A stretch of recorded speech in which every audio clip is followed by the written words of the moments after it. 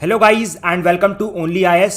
और आज की इस वीडियो में हम अपनी वीकली मैपिंग सीरीज को कंटिन्यू करेंगे और उन सारी प्लेसेस को पढ़ेंगे जो कि July week 2 that is from 4th of July to 10th of July important थी। ठीक है, so let's start with our video, but before that I would like to tell you something about our Prarambh batches. देखो, Prarambh batches are available in online plus offline mode.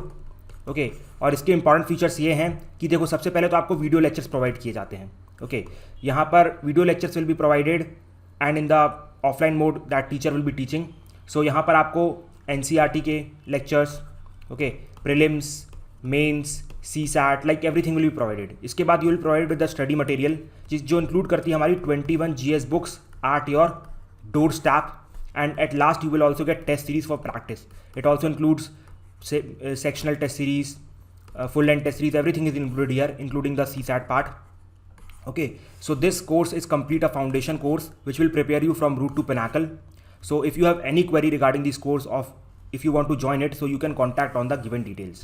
ठीक है, so now let's go back to our first article that is about Uzbekistan. But before that I would like to remind you कि भाई इस बार कुछ खास important articles नहीं थे news में। ठीक है, तो मुश्किल से 4 से 5 आर्टिकल्स हैं। So this is to be kept in mind. Okay, now first article is about Uzbekistan. तो ये समझो, सबसे पहली बात तो उज़्बेकिस्तान न्यूज़ में क्यों है। देखो, हुआ क्या है कि उज़्बेकिस्तान का एक रीजन है which is called as Karakalpakstan region. देखो, ये जो नॉर्थ रीजन दिख रहा है ना, that is called as Karakalpakstan region. Okay, जो कि कजाकिस्तान के साथ बॉर्डर शेयर करता है। फाइन, ये एक ऑटोनॉमस रीजन था। ठीक है, अब उज़्बेकिस्तान की गवर्नमेंट ने भी रिसेंट में एक लॉ बनाया या एक कॉन्स्टिट्यूशनल अमेंडमेंट पास की, जिसके अकॉर्डिंगली जितने भी ऑटोनॉमस रीजन थे वहाँ पर सबकी जो इंडिपेंडेंस थी वो कम की जा रही थी। अब सिंपल सी बात है यार, अगर आप किसी की इंडिपेंडेंस कम करोगे लोग प्रोटेस्ट करेंगे। तो यहाँ पर बहुत हैवी प्रोटेस्ट हुए, जिसके चलते हुए लगभग 18 से 20 लोग मारे गए। यह भी सरकारी आंकड़ा अभी और आएगा। 250 लोग को कैजुअलिटी हुई और लगभग 500 लोगों को अरेस्ट कर लिया गया। ओके, अब जिसके चलते हुए उज़्बेकिस्तान के प्रेसिडेंट ने अभी तो स्टेटमेंट दी है कि like we will drop this plan, but let's see in the future. So that's why this complete Uzbekistan is in news. Fine. चलो, अब उज़्बेकिस्तान के बारे में समझते हैं अच्छे से। उज़्बेकिस्तान की सबसे पहले बॉर्डरिंग कंट्रीज देखो। ये रहा उज़्बेकिस्तान। ठीक है, जैसे कजाकिस्तान, किर्गिस्तान लैंडलॉक्ड है, कजाकिस्तान लैंडलॉक्ड है, तजिकिस्तान लैंडलॉक्ड है, अफगानिस्तान लैंडलॉक्ड है, तुर्कमेनिस्तान लैंडलॉक्ड है। पता है ये लैंडलॉक्ड क्यों बोल रहा हूँ मैं? Because Uzbekistan is doubly landlocked country. समझ में आया? Now what is this doubly landlocked country? ऐसी कंट्रीज, ठीक है, जो खुद लैंडलॉक्ड कंट्रीज से घिरी होती है उनको हम डबली लैंडलॉक्ड कंट्रीज बोलते हैं। फिर सुनो, ऐसी कंट्री जो खुद लैंडलॉक्ड कंट्री से घिरी होती है उसको हम डबली लैंडलॉक्ड कंट्री बोलते हैं। जैसे कजाकिस्तान के ऊपर क्या है, रशिया, तो Kazakhstan is a landlocked country. ठीक है, किर्गिस्तान के यहाँ पर ईस्टर्न में चाइना है, लैंडलॉक्ड कंट्री हो गई कजाकिस्तान भी। तजिकिस्तान लैंडलॉक्ड है, अफगानिस्तान लैंडलॉक्ड है, यहाँ पर नीचे आपको ईरान और पाकिस्तान देखने को मिलेगा, और ये तुर्कमेनिस्तान। अब कुछ लोग काउंटर करेंगे, सर यहाँ पर तो कास्पियन सी है। नहीं भैया, ना ना ना ना, Caspian sea does not provide any sea route to any of these nations. So यहाँ पर these countries are not at all like having the sea route. तो Uzbekistan will be a doubly landlocked country. अब देखो, एक और ऐसी country है world में which is doubly landlocked. Slide में नाम दिख रहा है, यस, इट इज़ लिक्सटेन। अब ये आप बताओ कि ये कहाँ पर लोकेटेड है, ठीक है, और किन किन 2 कंट्रीज़ के बीच में ये डबली लैंडलॉक्ड है। मैंने पहला वर्ड बता के आंसर कर दिया है, और इसका आंसर आपको नेक्स्ट वीडियो मतलब नेक्स्ट आर्टिकल में मिल जाएगा। ठीक है, बट अभी आप सर्च करो तुरंत और कमेंट सेक्शन में लिखो। फाइन, चलो, अब देखो यहाँ पर ना 2 इंपॉर्टेंट रिवर्स लाई करती है। आपने नाम सुना होगा आमू दरिया, सूर दरिया, जो सीधे अराल सी तक जाती है। ठीक है, तो आपको पता होगा कि यहाँ पर एग्रीकल्चर का काफ़ी प्रोजेक्ट चला, जिसकी वजह से ये दोनों रिवर भी लगभग खत्म टाइप हो गई हैं, तो आरएल सी भी बहुत श्रिंक कर रहा है। इसके ऊपर यूपीएससी ने आई थिंक क्वेश्चन भी पूछा था 2015-16 के आसपास, एक बार चेक कर लेना। ठीक है, और उसके बाद यहाँ पर हाईएस्ट पीक क्या है, एडिलुंगा टोगी। ये टियान शान माउंटेन रेंज में लोकेटेड है। आपको पता होगा यहाँ पर टियान शान जाती है, तो दैट इज़ उसकी एक पीक है which is called as Adelunga Toghi. तो वो उज़्बेकिस्तान में लोकेटेड है and it is the highest peak of Uzbekistan. ठीक है, so this about Uzbekistan which you should remember. ठीक है, now next article is Marmolada glacier. ठीक है, अब देखो, मार्मोलाडा ग्लेशियर यहाँ पर इटालियन आल्प्स है, वहाँ पर लाई करते थे, अभी रिसेंट में कोलैप्स कर गए। सो आपको मार्मोलाडा ग्लेशियर के बारे में सिर्फ एक चीज़ पता होनी चाहिए कि Marmolada glacier lies in Italy. Okay, fine. अब इटली के बारे में हम we will study. Bordering countries एक बार देख लो जल्दी से। ये हो गई फ्रांस, स्विट्ज़रलैंड, ऑस्ट्रिया, स्लोवेकिया। यहाँ पर आपको मिलेगा एड्रियाटिक सी, यहाँ पर आपको मिलेगा आयोनियन सी, यहाँ पर टेन सी और यहाँ पर लिगुरियन सी। ठीक है, अब देखो यहाँ पर सबसे बड़ी रिवर है रिवर पो। यूपीएससी एक बार ऑप्शन में डाल चुका है तो याद रखना रिवर पो बिलोंग्स टू इटली। इसके बाद Mount Blanc is the highest mountain, ये भी यूपीएससी ऑप्शन में पूछ चुका है तो याद रखना Mount Blanc belongs to Italy. और इसके बाद 2 वोल्केनोज हैं, माउंट वेसुवस और माउंट एटना, ये भी इंपॉर्टेंट है, यूपीएससी पूछ चुका है। तो अगर आप प्रीवियस ईयर क्वेश्चन पूछोगे पढ़ोगे तो आपको पता चलेगा कि हाँ क्या क्या किस किस कंट्री से पढ़ना होता है। ठीक है, so this about Italy. Now let's move to the next article, it is about Mangarh. देखो जो मानगढ़ है ना वो गुजरात राजस्थान बॉर्डर में लोकेटेड है। यहाँ पर गुजरात राजस्थान बॉर्डर पड़ेगी, यहाँ पर लोकेटेड है और ये एक्चुअली में हिल्स हैं। ठीक है, पूरे हिल्स हैं यहाँ पर।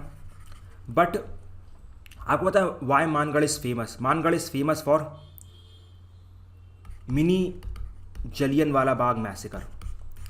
ठीक है, देखो हुआ क्या था कि देखो ये आप समझ लो कि ये वाला जो रीजन है ना, this region is occupied by Bhil tribe. ठीक है, और इस रीजन में एक सोशल रिफॉर्मर आते हैं जिनका नाम था गोविंद गुरु। ठीक है, इन्होंने यहाँ पर एक भगत मूवमेंट चालू किया। ठीक है, जिसके तहत ये लोग भिल ट्राइब को बोल रहे थे कि आप लोग आप जो भी इंटॉक्सिकेंट्स है, मीट है, वो सब खाना बंद कर दो। आपको पता होगा सोशल रिफॉर्म टाइप का मूवमेंट चला था ट्राइब्स के अंदर भी। बिरसा मुंडा ने भी ऐसे एक मूवमेंट चालू किया था, आपको पता होगा। ठीक है, तो अब उसी दौरान काफ़ी मीटिंग्स हो रही थी। तो ऐसी एक पीसफुल मीटिंग हो रही थी इस रीजन में और ब्रिटिशर्स लोग ने 1113 में नॉट 1113 1913 में आए। ठीक है, और लगभग 100 लोगों के ऊपर, या कई आंकड़े तो बोलते हैं 500 से 700, बट अगर आप यहाँ पर देखें तो इट इज़ रिटन 100। ठीक है, तो लगभग 100 लोगों पे देवर कम्प्लीटली वेपनलेस, उनके ऊपर पूरी फायरिंग कर दी। ठीक है, मानगढ़ हिल्स में। So that's why it is called as mini Jallianwala Bagh massacre. इसके साथ ही साथ यहाँ पर एक और चीज़ फेमस है, that is called as Mangarh Dham. अच्छा, आपको पता है यहाँ पर किन की पूजा होती है? अगर आप राजस्थान को बिलोंग करते हैं तो do right in the comment section, और नहीं पता तो एक बार सर्च करो फिर लिखो। ठीक है, it will help you. Next article is about Banni grassland. अब एक बार सबसे पहले बन्नी ग्रासलैंड की लोकेशन देखो ये रहा हमारा रण ऑफ कच्छ और this is called as greater Rann of Kutch. ठीक है, और ये ग्रेटर रण ऑफ कच्छ में हमारा बन्नी ग्रासलैंड लोकेटेड है। ठीक है, और याद रखना बन्नी ग्रासलैंड पूरे एशिया का सबसे बड़ा ग्रासलैंड माना जाता है। ठीक है, इसके साथ ही साथ गुजरात में जितने भी पास्चर लैंड है उसका 45% यहीं पर लोकेटेड है। ठीक है, इसके बाद एक और इंपॉर्टेंट फैक्ट, बन्नी ग्रासलैंड के पास एक और इंपॉर्टेंट वेटलैंड लोकेटेड है which is called as Narayan Sarovar. ये आपको याद रखना नारायण सरोवर।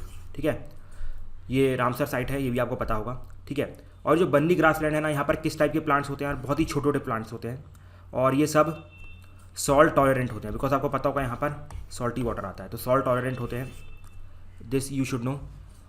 इसके बाद एक और इम्पॉर्टेंट फैक्ट है कि यहाँ पर कौन सी कम्युनिटी डोमिनेट करती है, दैट इज़ कॉल्ड एज मल्ढारीज।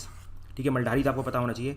और लास्ट में यू शुड नो कि this is a reserve forest. Reserve forest मतलब यहाँ पर इवन लोकल्स को भी बड़ी मुश्किल होती है अंदर घुसने में, मतलब लोकल्स भी, हर लोकल अलाउ नहीं किया जाता है। बहुत ही जो बिल्कुल ट्रेडिशनल है यहाँ पर मल्ढारी कम्युनिटी में, उनको ही अलाउ किया जाता है। मोर और less highly restricted area Banni grassland. अच्छा, यहाँ पर एक एनिमल फेमस है, can you tell me which animal? आप कमेंट सेक्शन में लिखोगे, बहुत फेमस है, यूपीएससी एक बार क्वेश्चन भी पूछ चुका है। No one will skip it, search करो बन्नी ग्रासलैंड में कौन सा एनिमल फेमस है और उसके बारे में कमेंट पे लिखो। ठीक है, हेल्प यू यार, इट विल हेल्प यू। आपको पता है ये सब सर्फिंग इसलिए करवाई जा रही है कि इससे ना आपकी आदत बने कि अगर आप कोई भी चीज़ें न्यूज़ में देखो तो तुरंत गूगल करो। So that's why I do it, I know it. ठीक है, तो I can tell you, but I want कि यहाँ पर ना कोई स्पून फीडिंग ना हो। आई वॉन्ट कि आप खुद लर्न करें। आई डोंट वॉन्ट कि आप एंड तक की वीडियो देखते रहे। आई वॉन्ट कि आप खुद से चीज़ों को सीख जाएँ। Okay, now come to the last article, that is about Agasthyamalai biosphere reserve. ये कहाँ पर लोकेटेड है? It is located in Kerala. ये देखो वेस्टर्न रीजन में केरला में लोकेटेड है। ठीक है, ये ट्रॉपिकल फॉरेस्ट है, तो आप समझ सकते हैं यहाँ पर हैवी रेनफॉल होती होगी। ठीक है, और इसलिए आपको यहाँ पर बहुत सारी एंडेमिक प्लांट की स्पीशीज़ देखने को मिलेंगी और कुछ फेमस प्लांट की स्पीशीज़ है यहाँ पर, कैडामॉम, जामुन, नटमेग, पेपर, प्लांटीन, ये सब फेमस है। ठीक है, अब देखो ये एक बायोस्फीयर रिजर्व है तो इसके अंदर बहुत सारी wild life sanctuaries and tiger reserve आएंगे।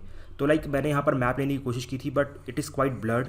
ठीक है, तो मैंने यहाँ पर लिख दिया जो भी इंपॉर्टेंट वाइल्ड लाइफ सेंचुरीज और पार्क्स टाइगर रिजर्व लोकेटेड है। कौन सा? तो शेनेंड्री, पेपारा, नैयार और मुदनथराई टाइगर रिजर्व। ठीक है, तो यहाँ पर इट वॉज नॉट विजिबल तो मैंने लिख दिया है। फाइन, तो I think we are done with all the important articles for today. So I hope you must have enjoyed the video. So with this, I conclude today's video. Now we are going to meet in the next video with some more stuff. Till that time, thank you and have a nice day and Jai Hind.